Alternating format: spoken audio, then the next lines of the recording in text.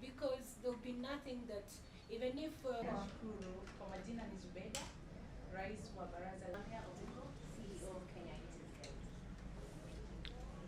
So thank you, ladies. Freedom of expression and freedom for all citizens to receive and impart information forms the foundation of our democracy. It is for this reason that we affirm our commitments and loyalty to the people of Kenya, whom we serve. We are dismayed that since the Kenya Kwanza administration came to office 10 months ago, it has directed sustained attacks on the media.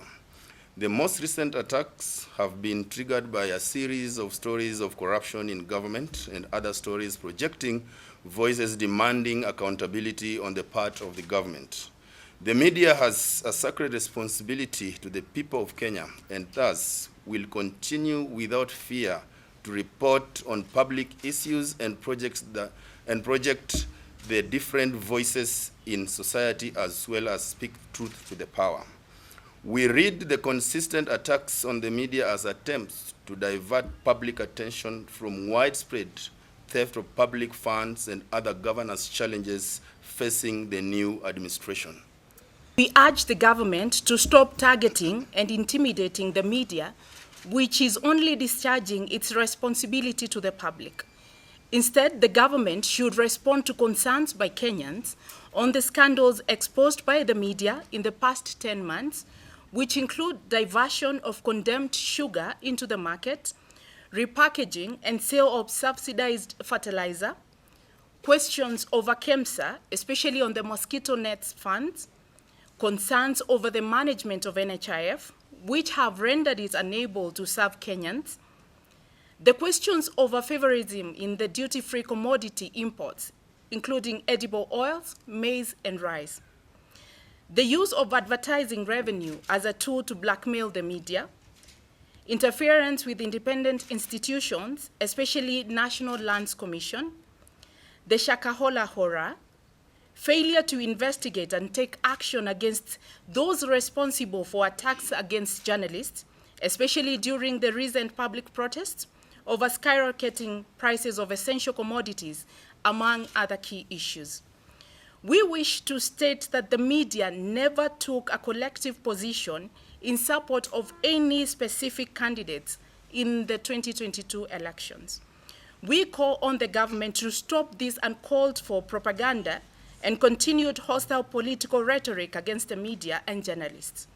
We view this as an attempt to blackmail and twist the media into seizing scrutiny of the government and those wielding power and authority.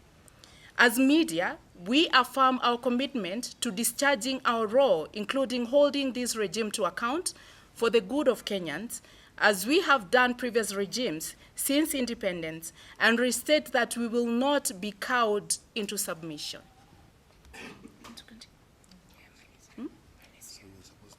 Okay. Journalists are guided by the commitment to truth and paint by an ethical code enshrined in the laws of Kenya. We urge those aggrieved by the media to seek redress through the Media Complaints Commission established under the Media Council Act and, where necessary, through the courts. Kenya Media Sector Working Group stands in solidarity with Nation Media Group and all journalists in the country against attacks and threats from the government and government officials. We also call on President William Ruto to issue and firm assurance that they will not be allowed to seek shelter by trying to silence the media that exposes their misdeeds. We are also calling on the international community to intervene and protect media freedom. And this has been signed by 12 organizations which are under the umbrella of Kenya Media Sector Working Group, and that is Kenya Union of Journalists, Kenya Editors Guild, Kenya Correspondents Association, Association of Freelance Journalists, Association of Media Women in Kenya, Digital Broadcasters Association, International Association of Women in Radio and TV, Article 19, Eastern African Editors Society, Frederick Naumann Foundation for Freedom, Association of Professional Broadcasters, and Media Owners Association.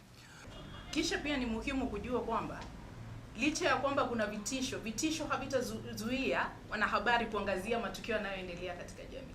Wanaweza kutisha kila siku, lakini hilo halitazuia Wakenya kujua na kufahamishwa kuhusu kinachoendelea, kwa sababu Wakenya ndio waliowachagua kuwa katika zile nafasi.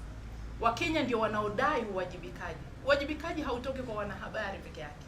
Tunadai uwajibikaji. Kwa hivyo hakuna lolote ambalo litafanywa, hakuna kiwango cha matusi ambacho kitawafanya wanahabari kutuangazia matukio, kwa sababu tulitoa ahadi kwa Wakenya kwamba sisi ndio jicho na sauti ya mwananchi. Kwa hivyo hilo nalo ifahamike vyema kwamba sauti yetu haitazimwa na vitisho na matusi.